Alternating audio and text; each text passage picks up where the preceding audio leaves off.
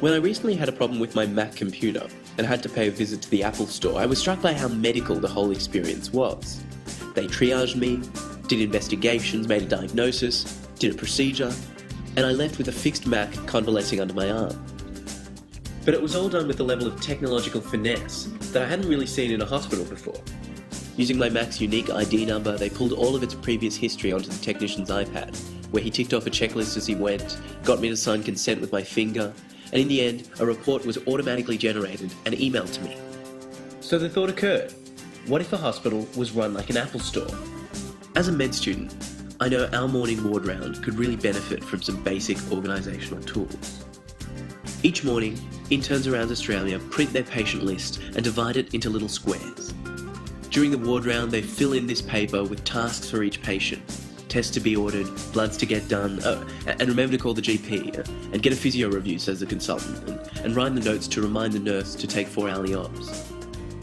Every day, our sheet ends up looking like this. And then there are all the reminders scribbled for various people in scattered files around the hospital. No matter how good each member of the multidisciplinary team is, this crinkled sheet of scribbled paper is what the practical care of 20 patients hinges on.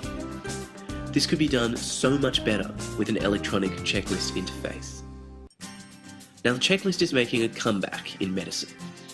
Atul Gawande, an American surgeon, in his 2009 book The Checklist Manifesto, cites how the aviation and manufacturing industries effectively use checklists to simplify overwhelmingly complex tasks. Checklists could be used far more widely in hospitals, he argues, because they actually work really well.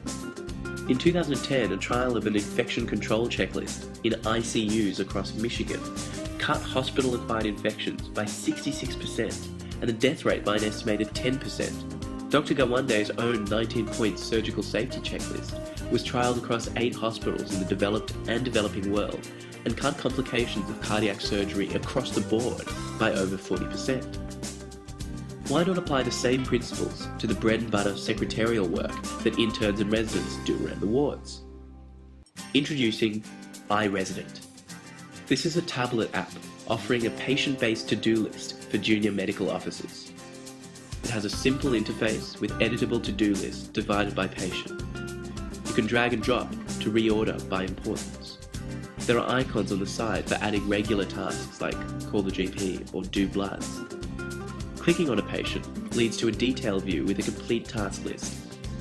Importantly, each task can be assigned to a particular member of the ward team, the intern, the nurse, the social worker, and can be assigned a due time with an alarm to remind when that has passed.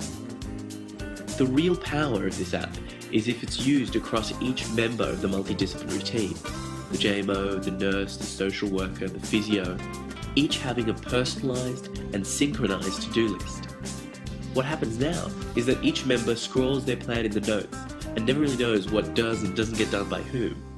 This is a way to achieve efficiency, accountability, and improved multidisciplinary teamwork.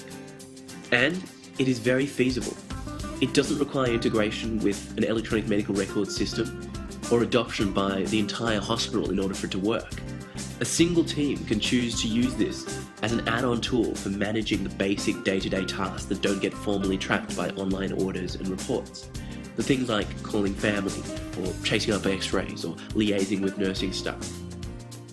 However, in the long term, there are opportunities to integrate this into a hospital EMR system, so that these basic ward tasks get tracked as well.